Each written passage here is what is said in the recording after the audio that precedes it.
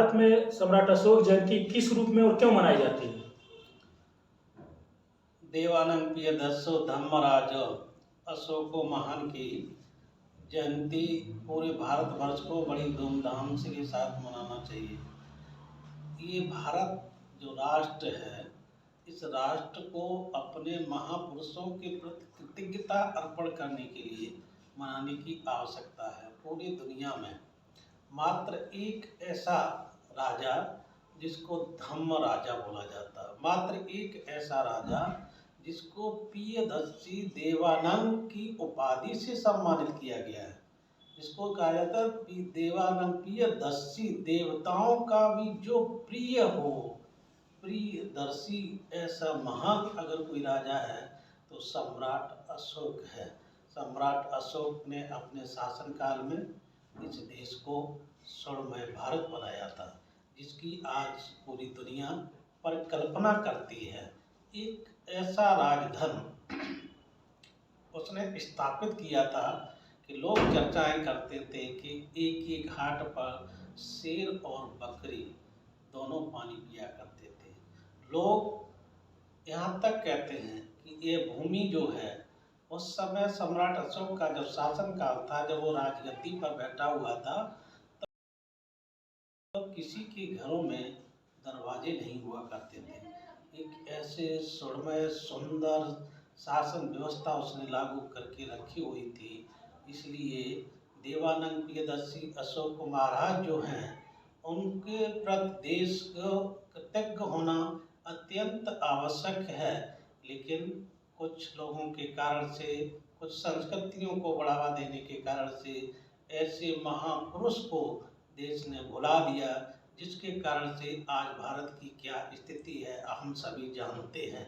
कि कुछ दिनों से बिहार सरकार जो माननीय मुख्यमंत्री नीतीश कुमार जी ने इस सम्राट अशोक को अपने प्रदेश में सम्मान देने का काम किया है। उन्होंने उनके जन्मदिन के अवसर पर सरकारी आवास घोषित किया और एक सर्च कमेटी बनाई, क्योंकि आज से 2300 वर्ष पूर्व सम्राट अशोक का शासनकाल था और शासनकाल के समय पुरानी व्यवस्थाओं के अनुसार से चैत्र शुक्ल अष्टमी के दिन ही महान सम्राट का जन्म हुआ था। इसीलिए पूरे भारतवर्ष में, पूरे बिहार में उन्होंने राष्ट्रीय अवकाश घोषित किया और सर्च कमेटी के विद्वानों ने यह सिद्ध किया कि सम्राट अशोक का जो जन्मदिन है चैत्र शुक्ल अष्टमी के दिन है। उस दिन उन्होंने राष्ट्रीय अवकाश घोषित करके पूरे बिहार वास, क्योंकि बिहार की पावन भूमि जो सम्राट अशोक की राजधानी थी, जो उनका जन्म स्थान था, वो पाटलिपुत्र था, जो वर्तमान में आज पटना के नाम से जाना जाता है। आज अगर रोइंस के रूप, भग्नावशेष के रूप में अगर उस स्थली को आप देखना चाहते हैं तो वो स्थली आज कुम्हार के नाम से प्रसिद्ध है, जहाँ सारी चीज़ें आपको साक्षात रूप में देखने को प्राप्त हो जाएंगी। तो ऐसी व्यवस्था को स्थापित करने वाला धम्म राजा, जो जिस शासन व्यवस्था को कितनी सुंदर से बढ़िया से स्थापित किया और लोगों को एक संदेश दिया कि राजा और प्रजा का क्या संबंध है, वो मैत्री और करुणा का संबंध था। और सम्राट अशोक ने तलवार के बल पर, खून खराबा के बलों पर लोगों को नहीं जीता, बस मैत्री और करुणा से लोगों के हृदय पर राज किया था। ऐसी व्यवस्था को कायम करने वाला अगर कोई पूरे संसार में महान कोई व्यक्ति है तो एक ही व्यक्ति इतिहास के स्वर्ण अक्षरों में नाम लिखा होता है, वो है सम्राट प्रियदर्शी अशोक।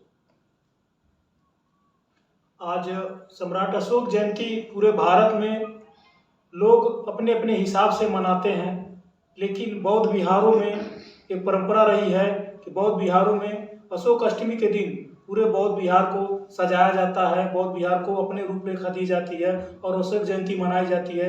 इसमें मुख्य भूमिका रही जो सम्राट अशोक जी जो बौद्ध धर्म ग्रहण किए उस पे है या भारत चीन से है? राष्ट्र चिन्ह आपने लगवाया है यहाँ पे अशोक स्तंभ 50 फुट का, उस पर आप क्या कहना चाहते हैं? सम्राट अशोक मात्र केवल बौद्ध धर्म के ही नहीं है, अपत्य इस जम्मू द्वीप के हैं। जम्मू द्वीप ही नहीं अपितु पूरे संसार के वर्तमान में आप देखो, दुनिया में सम्राट अशोक के लोग मानने वाले हैं और दुनिया में सम्राट अशोक की पूजा करने वाले लोग हैं। सम्राट अशोक ने शासनकाल व्यवस्था में सर्वधर्म समभाव के साथ में अपनी व्यवस्था को लागू किया था। किसी भी धर्म का कभी न अपमान किया, न अपमान होने दिया, लेकिन खुद अनुयायी था बौद्ध का, लेकिन कभी उसने किसी अन्यत्र धर्म का न अपमान किया, न कभी उसको रोकने का प्रयास किया कि आप अपने धर्म का प्रचार न करें। सभी को पूरी समानता की दृष्टि के साथ ही लोगों का सम्मान करता था। बौद्ध धर्म केवल मानवता का धर्म के साथ ही साथ इंसानियत का धर्म है, मानवता का धर्म है, लोगों को दिलों को जीतने का धर्म है। बौद्ध धर्म में मैत्री की भावना है, करुणा की भावना है, ममता की भावना है। इसलिए सम्राट अशोक का अपने जीवन का जो त्याग रहा, लोग कहते हैं कि कलिंग युद्ध के बाद अहिंसा की नीति अपनाने के कारण से देश गुलाम हो गया। ये लोगों की अज्ञानता का परिचय है, मूर्खता का परिचय है। आप सम्राट अशोक के जीवन काल को पढ़िए थे, उसकी विचारों को पढ़िए, उसके संदेशों को पढ़िए। सम्राट अशोक कलिंग युद्ध के बाद जब इतना खून खराबा को देखता है तो वापस राजमहल आता है और अपने महामत से कहता है कि जाओ पड़ोसी राज्य के जो लोग हैं उनसे मेरा संदेश भेज दो कि वो मुझसे मैत्री करना सीख लें। ये उसका संदेश था। अगर आप ऐसा करना नहीं सीखते हो तो कलंक से भयंकर आपकी दुर्दशा होगी। इसलिए मेरा संदेश है, जाकर के मैत्री करना सीख लो। ये उसका कठोर शब्दों में अपने महामत्य के द्वारा पड़ोसी राज्यों को एक संदेश भिजवा दिया था। अशोक ने कभी भी तलवार को त्यागा नहीं, क्योंकि राज व्यवस्था का धर्म बनता है। अगर कोई व्यक्ति हमारे देश पर आक्रमण करता है तो पहला राजा का धर्म है अपने देश की रक्षा करें, अपने लोगों की रक्षा करें। लेकिन कलिंग युद्ध के बाद किसी भी अन्य पड़ोसी राज्यों की कभी हिम्मत नहीं पड़ी कि उंगली उठा करके भी सम्राट अशोक की तरफ देखें, क्योंकि सभी राजाओं ने सम्राट अशोक की शरण को स्वीकार कर ली और स्वीकार करने के बाद सम्राट अशोक के जो पग चिन्हों पर चलना शुरुआत हो गए थे। इसलिए उसके बाद सम्राट अशोक ने अपने जीवन में कभी कोई युद्ध नहीं लड़ा। लेकिन सम्राट अशोक के शासन काल के बाद भी मौर्य वंश में 10 राजाओं ने शासन किया है और 10 राजाओं के शासन के अंत के बाद में जब खत्म होता है तब एक दूसरी संस्कृति की शुरुआत होती है। सम्राट अशोक का शासन काल आज से 2300 वर्ष पूर्व हुआ और देश आकर के गुलाम होता 11वीं शताब्दी के बाद। बहुत अंतराल है। इसलिए जो अज्ञानता से और मूर्खता से भरपूर जो व्यक्ति लोग कहते हैं कि अशोक की अहिंसा की नीति के कारण से देश गुलाम हुआ, उनको अपना इतिहास झांक करके देखना चाहिए, ये सच्चाई को जानना चाहिए। सम्राट अशोक तो दिलों के प्रत्येक व्यक्ति के दिलों पर राज करने वाला एक महान शासक, एक धम्म राजा और प्रियदर्शी अशोक सम्राट के नाम से पूरी दुनिया में लोगों के दिलों पर राज कर रहा है। और उसी के किए गए कार्यों के कारण से जो सर्वलोक हित से बढ़कर के जो उसने नारा दिया था, ऐसा कार्य जनहित के लिए किया। इसलिए जब सारनाथ में खुदाई होती है तो सम्राट अशोक के द्वारा बनाया गया अशोक स्तंभ और चक्र प्राप्त होता है और जो भारतीय संविधान के अनुसार से उस निशान को, उस चिन्ह को राष्ट्रीय सिंबल घोषित किया जाता है, क्योंकि ये सिंबल पूरे देशवासियों को, नौजवानों को राष्ट्र के प्रेम के साथ जोड़ने का प्रयास करता है।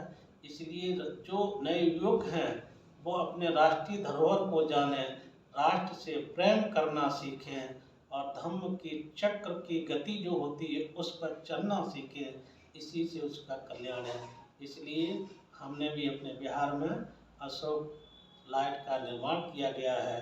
देशवासियों को संदेश है कि देश के प्रति प्रेम करना सीखो। बहुत बहुत धन्यवाद पूरे